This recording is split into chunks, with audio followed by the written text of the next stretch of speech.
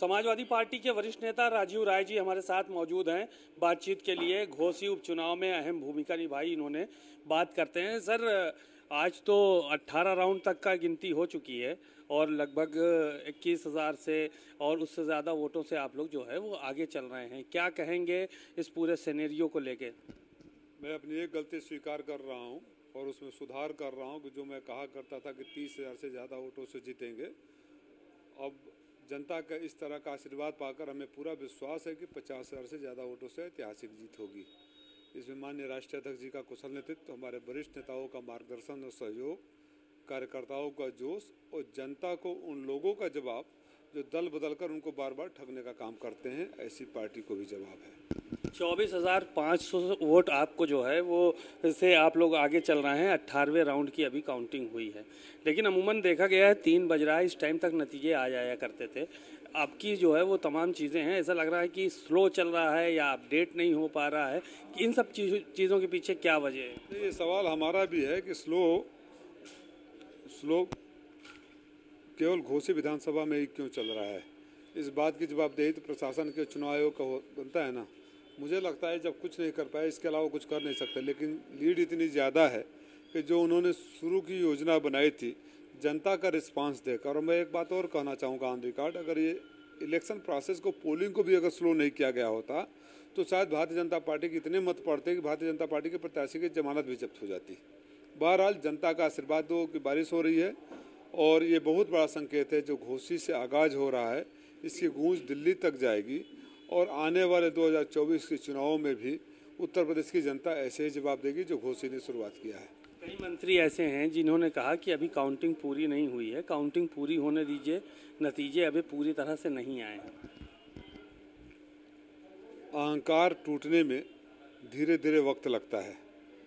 वो नहीं, मंत्री जी लोग नहीं बोल रहे हैं, मंत्री जी लोगों का अहंकार बोल रहा है। और हमारी जीत में उन सारे मंत्री जी लोगों का भी योगदान है जो घोसी की सड़कों पर अपने शासन का, अपने शक्ति, ताकत का और सत्ता का बेजा इस्तेमाल करके 50-50 गाड़ियों के काफिले के साथ दौड़ रहे थे।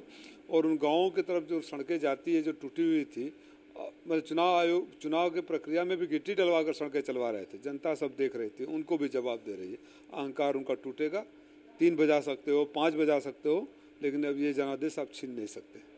तो क्या लग रहा है कि कितने वोटों से आप जो है वो जीत रहे हैं? जिस तरह से आपके घर में देख रहे हैं कि समाजवादी पार्टी के लोगों का जमावड़ा लगा हुआ है, तमाम कार्यकर्ता हैं, नेता हैं, कई विधायक भी रहे अभी तक आपके पास, तो किस तरह से जो है वो आकलन कर रहे हैं? हमारा आकलन कि 50,000 से ज़्यादा वोटों से हम लोग जीतेंगे। 50,000 से ज़्यादा वोटों आप जीत की बात कर रहे हैं, तो कहाँ पर भारतीय जनता पार्टी के लोगों की कमी रह गई, या ये कहा जाए कि आप लोगों ने कौन सी ऐसी जादू की छड़ी घुमाई कि इतना ज़्यादा वोट आपको मिल गया? जादू की छड़ी नहीं, भारतीय जनता पार्टी के पास क्या कमी रह गई? भारतीय जनता पार्टी ने कौन सा ऐसा काम किया था जिसके उनको जनता वोट दी? ये भारतीय जनता पार्टी को जवाब देना पड़ेगा। मैंने फिर कहा कि इन सड़कों को देख लीजिए, उन बेरोजगार नौजवानों को देख लीजिए, जनता की उम्मीदों को देख लीजिए। कोई ऐसा मुद्दा नहीं था, कोई ऐसी वजह नहीं थी कि घोसी की जनता, भारतीय जनता पार्टी और सबसे ऊपर उनके प्रत्याशी, जो लोग बार बार दल बदल लेते हैं सिर्फ अपने मंत्री पद के लिए। जनता 5 साल के लिए, हमारे इतने सारे विधायक बैठे थे, बगल में बैठे हैं, इनको 5 साल के लिए इसलिए चुना गया है कि 5 साल जनता की सेवा करेंगे। ऐसा नहीं कि सरकार नहीं बन गया तो दूसरी पार्टी में चला जाए, आज गाली दें कल गले मिले। तो ये बहुत बड़ा संदेश घोसी की जनता ने दिया है। जो ये संदेश ये है कि अगर आप जनता के बीच में नहीं रहेंगे, जनता की सेवा नहीं करेंगे, तो जातीय समीकरण और सत्ता की ताकत के बल पर आप बार बार सदन में नहीं जा सकते। 2024 का आगाज़ मान के चला जाए इस चुनाव को? मैंने पहले भी कह रहा था, आज भी कह रहा हूँ कि जो आगाज घोसी की जनता ने किया है, इसकी गूंज पूरे देश में सुनाई दे रही है। उत्तर प्रदेश सबसे बड़ा प्रदेश है और इंडिया गठबंधन के बाद उत्तर प्रदेश का पहला उपचुनाव है, अपने आप में बहुत बड़ा संदेश है।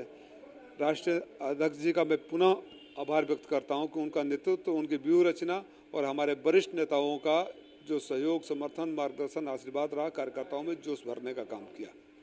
बातचीत के लिए शुक्रिया। ये थे राजीव राय, जो कि समाजवादी पार्टी के राष्ट्रीय सचिव भी हैं और राष्ट्रीय प्रवक्ता भी हैं, और उन्होंने यहाँ पर रह के चुनाव मैनेज भी किया, मैनेजमेंट का काम भी देखा समाजवादी पार्टी के लिए। उन्होंने अपनी बातें रखी और कहा कि ये 2024 का आगाज़ है, उत्तर प्रदेश बहुत बड़ा राज्य है और यहाँ से ही जीत की शुरुआत हो रही है। कैमरामैन अमरीश के साथ सीमा नकवी, भारत समाचार, मऊ।